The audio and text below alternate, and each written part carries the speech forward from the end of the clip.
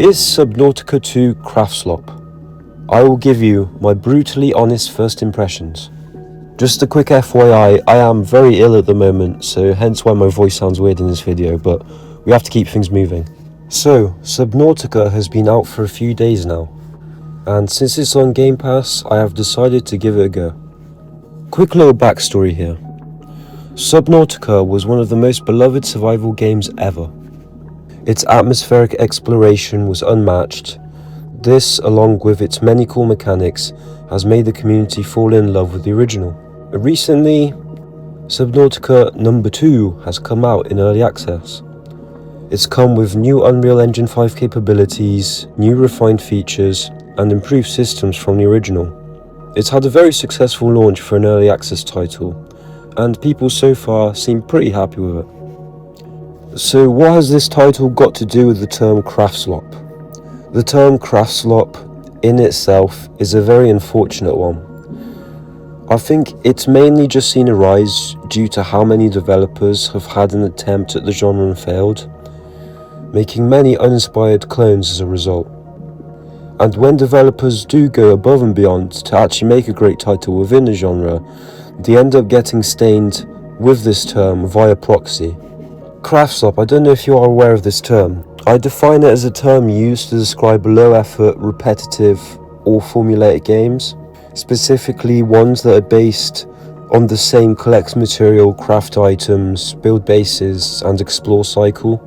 Let me give you some examples of Craftslop titles.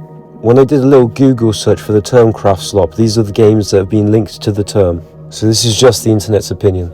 On a list are Enshrouded, Valheim, Pray for the Gods, Sons of the Forest and the Forest, Raft, Icarus, Aska, Sunken Land, Palworld. Is calling these titles Craftslop fair? Honestly, I think some of those titles could be named Craftslop, however I think some of them like Valheim are a bit of a reach. Out of the titles that I've read out though, notice how the original Subnautica is less commonly seen with this term. However, is Subnautica 2 bordering Craftslop? 346 is the area code number for Texas Houston. It's also the number of subscribers for which I am aiming for.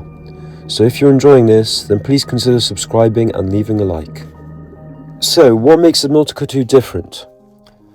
The core loop is still similar to other titles: scan things, gather materials, build tools, make bases, and then explore further. There's some upgrades here, however, that makes Subnautica 2 not deemed Craftslop in my opinion. The Unreal Engine visuals within this are absolutely outstanding. I think it really makes full use of the capabilities within the engine, making exploration just something incredible. Especially at night time, man. Have a look at this.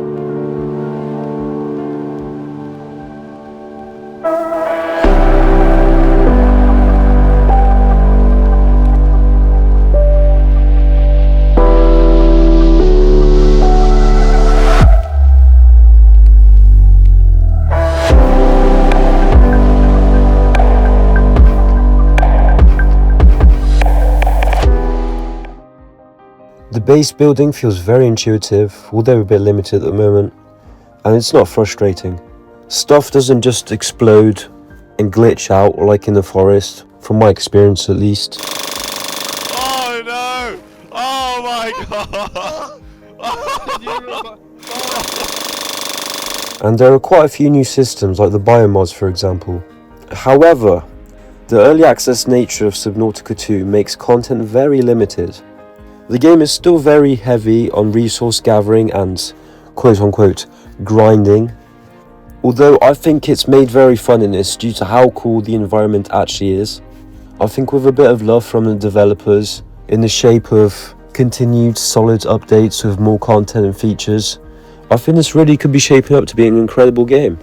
So, is Subnautica 2 Craftslop? I would say no. The way it is right now, I can see how some people would deem it so. However, with a few solid updates, it could really stand above the rest in this genre that just has that unfortunate curse of oversaturation. But what do you think? Do you think Subnautica 2 is Craftslop, or is the term simply unfair? Let me know in the comments.